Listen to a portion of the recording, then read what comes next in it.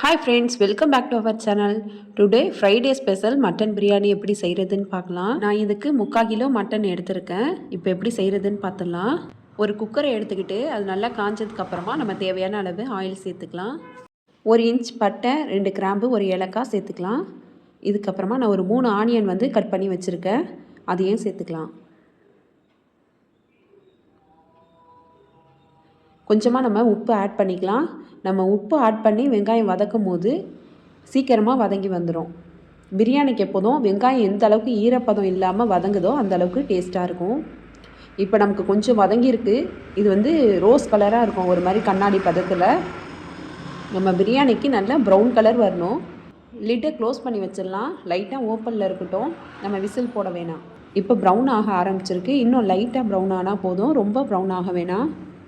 நம்ம அப்பப்போ மிக்ஸ் பண்ணிக்கலாம், அடி பிடிச்சிடாமல் இருக்கிறதுக்கு.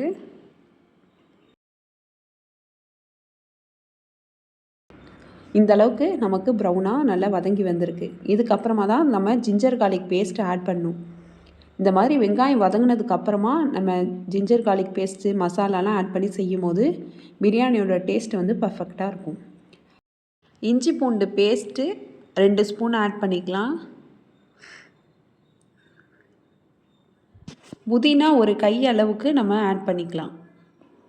இந்த அளவுக்கு புதினா ஆட் பண்ணியிருக்கேன். மல்லிக்கீரையும் அதே அளவுக்கே நம்ம ஆட் பண்ணிக்கலாம்.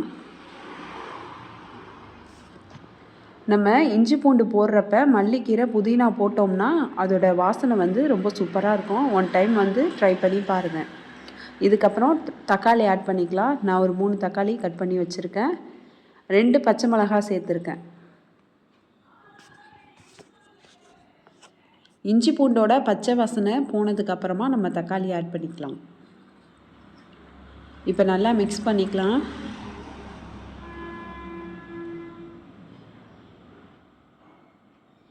இது கூட மிளகாத்தூள் ஆட் பண்ணிக்கலாம். இந்த ஸ்டேஜில் நம்ம மிளகாத்தூள் ஆட் பண்ணும்போது அந்த எண்ணெயிலேயே நல்லா மிக்ஸ் ஆகிடும்.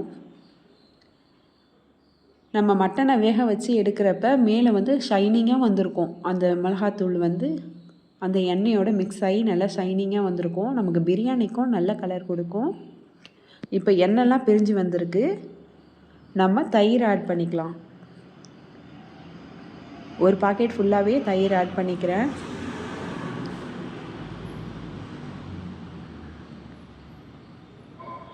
இப்போ நல்லா மிக்ஸ் பண்ணி விட்டுடலாம்.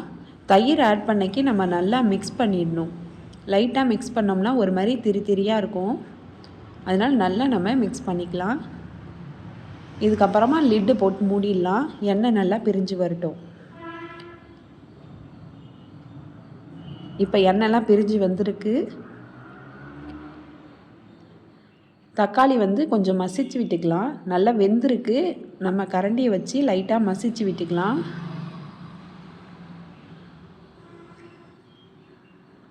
வெங்காயம் தக்காளி எந்த அளவுக்கு வதங்குதோ அந்த அளவுக்கு பிரியாணி டேஸ்ட் நல்லாயிருக்கும். நம்ம எடுத்து வச்சிருந்த 3/4 கிலோ மட்டனை இது கூட சேர்த்துக்கலாம். சேர்த்துட்டு நல்லா மிக்ஸ் பண்ணி விட்டுக்கலாம் மசாலா கூட. இது கூட மசாலா ஆட் பண்ணிக்கலாம்.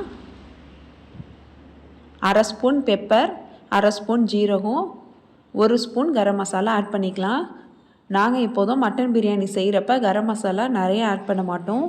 ஏன்னா மட்டன் பிரியாணிக்கு அந்த மட்டனோட ஃப்ளேவர் தான் நல்லா டேஸ்ட்டாக இருக்கும். அந்த ஆனியனோட ஃப்ளேவர், இஞ்சி பூண்டு, மட்டனோட ஃப்ளேவர் நல்லா டேஸ்ட்டாக இருக்கும். நம்ம தாளிக்கும் போதே பட்டை கிராம்பு போடுறதுனால அதோட ஃப்ளேவர் கிடைக்கும். ரொம்ப மசாலா போட்டு செஞ்சோம்னா நம்மளால் சாப்பிட முடியாது, திகட்டிடும். 1 ஸ்பூன் கரம் மசாலா ஆட் பண்ணி தான் நாங்கள் எப்போதும் மட்டன் பிரியாணி செய்வோம். இதுக்கப்புறமா நம்ம தண்ணி ஆட் பண்ணிக்கலாம். ஆட் பண்ணிவிட்டு லிட் போட்டு மூடிடலாம். 2 விசில் ஹை ஃப்ளேமில் வச்சு 3 விசில் லோ ஃப்ளேமில் வச்சு நம்ம விசில் ஆஃப் ஆனதுக்கு அப்புறமா குக்கரை ஓப்பன் பண்ணலாம். இப்போ நமக்கு மட்டன் நல்லா வெந்து வந்திருக்கும். நான் சொன்ன மாதிரி அந்த ஆயில் அந்த சில்லி பவுடர்னால் மேலே ஷைனிங்காக நிற்கும்.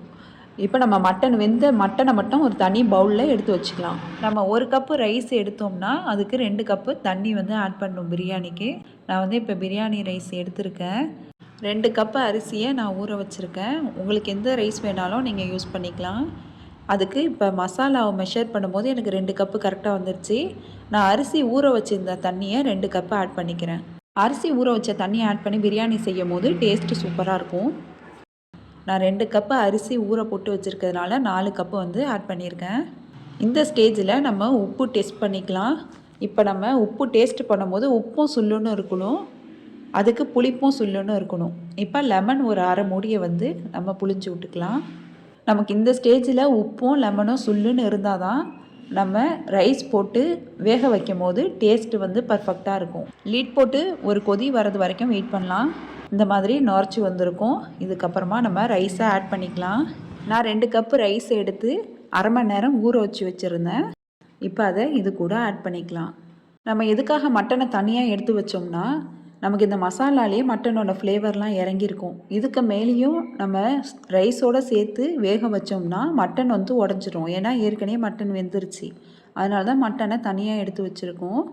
லாஸ்ட்டாக நம்ம தம் போடும்போது மட்டனை இது கூட ஆட் பண்ணிக்கலாம்.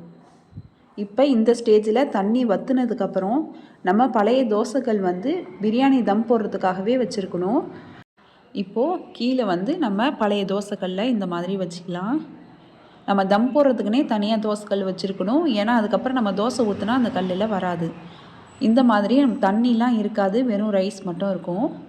இப்போது நம்ம அந்த மட்டனெல்லாம் இது கூட மேலே ஆட் பண்ணிடலாம். மல்லி புதினாலாம் இதுக்கு மேலே தூவிடலாம். உங்களுக்கு ஆனியன் ஃப்ரை பண்ணது பிடிக்கும்னா இதுக்கு மேலே நீங்கள் போட்டுடலாம். இதுக்கப்புறம் க்ளோஸ் பண்ணிடலாம்.